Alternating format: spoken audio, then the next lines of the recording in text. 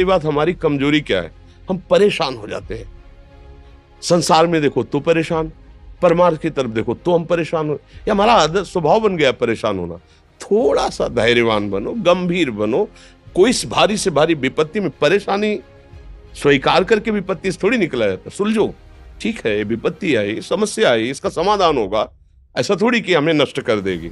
अगर अभी हमारी बड़ी हानि हो जाती है, हम कल इससे बड़ा लाभ प्राप्त कर सकते हैं। हमको एकदम बिल्कुल गंभीर रहना है, इतने कमजोर नहीं बन जाना।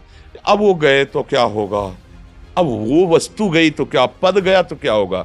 प्रयास किया था, ये पद मिला था, इससे बड़ा पद प्राप्त करूंगा, मैं इससे बड़ा महान बनूंगा। ठीक है, एक बार गिर गया, गलती हो गई, दंड भोगूंगा, फिर इससे ज्यादा संयम में रहूंगा। बिल्कुल मतलब एकदम फ्रेश दिमाग रखना चाहिए। पर अपने लोग क्या है, जरा सी बात में एकदम पछड़ा कर लेते हैं, एकदम कमजोर हो जाते हैं। ये बिल्कुल ठीक नहीं है। हम जीवन भर की यात्रा की बात कह रहे हैं, भारी से भारी कष्ट में भी मुस्कुराना, तो हमें बल मिला है, हमें भगवान की कृपा का दर्शन हुआ है, हमें उनका दुलार दिखाई दिया है। अगर ऐसे तो भाग जाते, फिर परमार्थ में थोड़ी चलना होता है। आज जो आप सुन करके लाभ लेने की चेष्टा कर रहे हो ना, ये केवल प्रवचन नहीं है, ये जीवन है। अगर ये जिए ना होते ना, तो ये इसका प्रभाव नहीं पड़ता, फिर वाणी का प्रभाव नहीं पड़ता।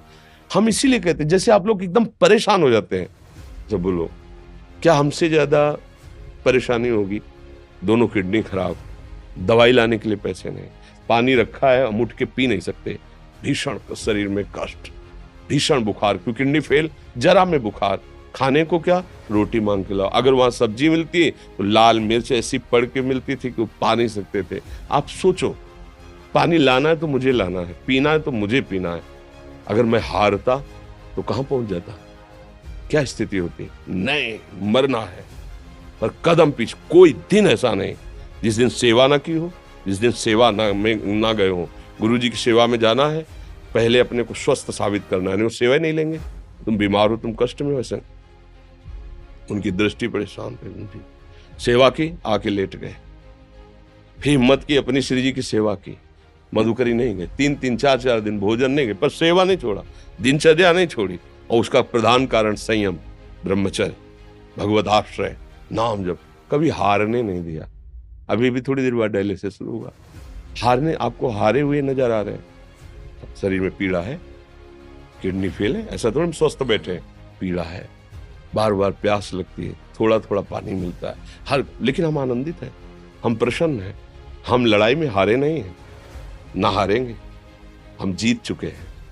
हम अपने मालिक के भरोसे में अपना सब बात, तो वो ये हम अपनी बड़ाई नहीं बता रहे, हम आपको बता रहे समस्या। सोचो, तुम्हारे पास तो माँ है, भाई है, बहन है, परिवार है, कोई ना कोई तो है ना। मेरा किसी ने कभी जीवन में ध्यान भी नहीं दिया, क्यों? बचपन से बाबा जी बन गए, किसी से प्यार नहीं, किसी से संबंध नहीं, कोई जानकारी नहीं, हम कहाँ हैं, वो कहाँ है, किसी से कोई मतलब नहीं। अच्छा, जवान साधु कौन श्रद्धा करे? कभी गांव जाने की हिम्मत नहीं पड़ती कि रोटी मांग ले, पता नहीं लोग क्या सोचेंगे, क्या भावना कर ले। हम दरवाजे पे खड़े हैं, क्या कैसी भाव, जो हमारे सामने आकाश वृत्ति से आया यौवन अवस्था में, वही पाया, अन्यथा भूखे रह गए। जब हम हर समय अपने को विवेक के द्वारा सावधान रखे, तो हम कभी निराश नहीं हुए, कभी उदास नहीं हुए, कभी ऐसा नहीं लगा कि यार हम दुखी, कभी नहीं लगा। उसी का फल है कि उस सुख का संकेत मिल गया जहां दुख की निशानी भी नहीं है। वही उसी के बच्चे हो, हम सब उसी धातु से बने हुए हैं। हम इतना क्यों परेशान हो जाते हैं? हम ये देखते हैं, अपने लोग थोड़ी बात बिगड़ गई परेशान, नहीं बिगड़ी तो बिगड़ जाने की संभावना में परेशान है। आज सुख है, लेकिन कल सुख छिन जाएगा, तो हम आज के सुख में सुखी ना होकर कल के दुख की आने की संभावना में हम भयभीत हो। मतलब क्या हमारी सोच रह गई? हमको इतना बलवान बनना है कि सुख और दुख दोनों हमको छू न सके। भारी से भारी सुख की व्यवस्था है तो अहंकार नहीं, हर्षित होकर किसी का अपमान न करे कि हम धनी, हम पदाधिकारी, अमुक।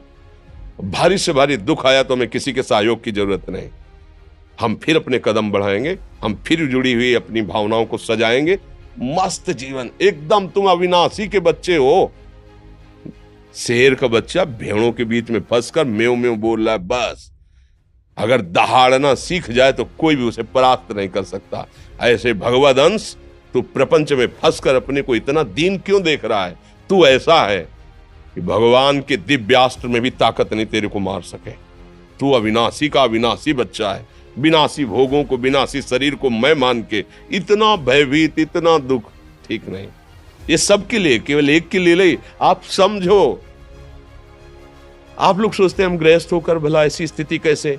जनक जी सुखदेव जी के गुरु हैं और राजा हैं, महल है, रानियां हैं, नौकर है, चाकर। क्या सुखदेव जी जिनके शरीर में लंगोटी भी नहीं है, दिगंबर, परमहंस के गुरु हैं जनक जी जो राजा हैं। समझो, आप ऐसा ना सोचे कि हम नौकरी कर रहे हैं, हम संसार में, हम गृहस्थ हैं, हम आध्यात्मिक की ऊंचाई पर नहीं चढ़ सकते। नहीं, आप एक सरकारी नौकरी या आप किसानी या व्यापार करते हुए आप एक अध्यात्म की ऊंचाई में चढ़ सकते हैं। और अध्यात्म ही है जो तुम्हें इस माया के दुख सुख से ऊपर उठा सकता है। दूसरा, चाहे जितनी संपत्ति आ जाए, आप सुखी नहीं हो सकते। सब देख लो, आंख खोल के देख लो, अध्यात्म ही है जो तुम्हें हर कष्ट सहकर मुस्कुराकर जीने का रास्ता बता देगा कि आप आनंदित हो जाओगे। कुछ नहीं बिगड़ा। अध्यात्म है तो कुछ नहीं बिगड़ा, अध्यात्म नहीं है तो कुछ नहीं बना, कुछ हाथ नहीं लगने वाला।